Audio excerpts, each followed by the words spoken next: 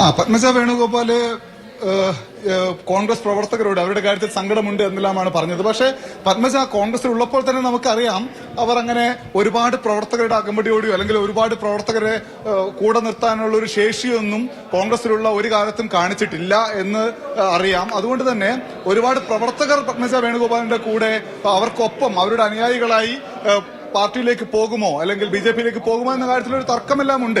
എന്തായാലും ഇവിടെ നമുക്ക് ഒടുവിൽ കാണാൻ കഴിഞ്ഞ കാര്യം മാധ്യമപ്രവർത്തകരുടെ എല്ലാ ചോദ്യത്തിനും മറുപടി പറയാൻ തയ്യാറാണ് പത്മജ വേണുഗോപാൽ. അവർ ഇങ്ങനെ പറഞ്ഞുകൊണ്ടിരുന്നിരുന്നു. പക്ഷേ BJP-യുടെ ദേശീയ നേതൃത്വം പ്രകാശ് ജാവ്ദേക്കറും ഒപ്പമുള്ള ആളുകളുമെല്ലാം അതിന് അനുവദിക്കുന്നുണ്ടായിരുന്നില്ല. എനിക്കൊപ്പം ഇതാ ബി ബാലഗോപാൽ കൂടി ചെയ്യുന്നുണ്ട്. ബാലു, പത്മജയുടെ സംസാരം കേട്ട സമയത്ത് എന്താണ് അവരുടെ സംസാരത്തിൽ നിന്ന് തോന്നുന്ന കാര്യം എന്താണ് പ്രധാനമായും അവർ പറയാൻ ശ്രമിച്ചത് ഈ കോൺഗ്രസ് പാർട്ടിയിൽ നിന്ന് അവർ നേടിയ അവഗണന, അതാണ് അവർ ഈ മാറാൻ വേണ്ടി ശ്രമിച്ചതെന്നാണ് അവർ പറഞ്ഞത്. പക്ഷേ അനൂപ് നേരത്തെ പറഞ്ഞതുപോലെ തന്നെ വിശദമായ ഒരു വാർത്താ സമ്മേളനത്തിൽ നിന്നും ഈ വേദിയിലുണ്ടായിരുന്ന BJP നേതാക്കൾ പത്മജ വേണുഗോപാലിന് അഭിപ്രായം പറയാൻ വേണ്ടി സംവദിക്കുന്നത് നമുക്ക് കാണാൻ വേണ്ടി കഴിഞ്ഞില്ല. അത് പത്മജ മാത്രമല്ല, കഴിഞ്ഞ ദിവസങ്ങളൊക്കെ BJP ചേരുന്ന ആളുകളെ അവർക്ക് പറയാനുള്ളത് പറയാൻ നേരത്തെ സമ്മതിക്കുന്നതായിട്ട് കണ്ടിരുന്നില്ല. അതെ അതെ അതെ അതെ ഇന്ന് ഒട്ടും തന്നെ സമ്മതിച്ചില്ല എന്ന് വേണമെങ്കിൽ പറയാനുള്ളതാണ്. പക്ഷെ അതിൽ ഏറ്റവും പ്രധാനപ്പെട്ട കാര്യം പത്മജ വേണുഗോപാൽ അതിനിടയിൽ പറയുന്നുണ്ടായിരുന്നു, സോണിയാഗാന്ധിയെ ഞാൻ പരാതി പറയാൻ വേണ്ടി ശ്രമിച്ചിരുന്നു, പക്ഷേ സോണിയാഗാന്ധിയെ കാണാൻ വേണ്ടി കഴിഞ്ഞിട്ടില്ല.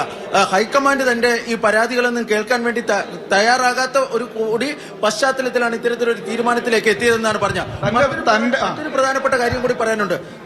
പ്രകാശ് ജാവ്ദേക്കറിന്റെ മറ്റൊരു പ്രധാനപ്പെട്ട കാര്യം, കാരണം BJP-യിൽ വരുന്നവർക്ക് റോൾ, റെസ്പോൺസിബിലിറ്റി, അതുപോലെ തന്നെ പൊസിഷൻ, ഇതൊക്കെ നൽകുമെന്നുള്ളൊരു വാഗ്ദാനവും നൽകി. അതായത് പത്മജ വേണുഗോപാൽ നിരുപാധികമാണോ വന്നതെന്ന് നമുക്ക് പറയാൻ വേണ്ടി കഴിയില്ല.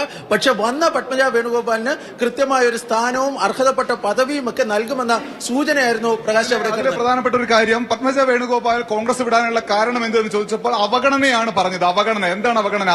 മുകുന്ദപുരത്ത് ലോക്സഭാ സീറ്റ് നൽകി, തൃശൂർ 2 തവണ നിയമസഭാ സീറ്റ് നൽകി, കോൺഗ്രസിന്റെ കേരളത്തിലെ ഏറ്റവും പ്രധാനപ്പെട്ട ബോഡിയായ രാഷ്ട്രീയകാര്യ സമിതിയിൽ അംഗമായി ഉൾപ്പെടുത്തുകയും ചെയ്തു. ഇത്രയുമൊക്കെ കോൺഗ്രസ് നൽകിയിട്ടും തനിക്ക് പരിഗണന ലഭിച്ചില്ല എന്ന് പറഞ്ഞ പത്മജ വേണുഗോപാൽ ഒരു ഉപാധിയുമില്ലാതെയാണ് BJP-യിൽ ഞാൻ ചേരുന്നത് എന്ന് പറയുമ്പോൾ എത്രത്തോളം വിശ്വസിക്കാൻ കഴിയുന്നു എന്നതാണ് അതിലെ മറ്റൊരു പ്രശ്നം. തീർച്ചയായും ഇതിൽ കൃത്യമായ ചർച്ചകൾ നടന്നിട്ടുണ്ട് എന്ന് തന്നെയാണ് ഇന്നത്തെ ഈ വാർത്താ സമ്മേളനത്തിൽ നമുക്ക് മനസ്സിലാക്കാൻ വേണ്ടി സാധിക്കുന്നത്. കാരണം ഈ അടിവരയിട്ടുള്ള ഒരു പറച്ചിലായിരുന്നു ഈ ജാവ്ദേക്കറിന്റെ ഭാഗത്തു നിന്നുണ്ടായത്.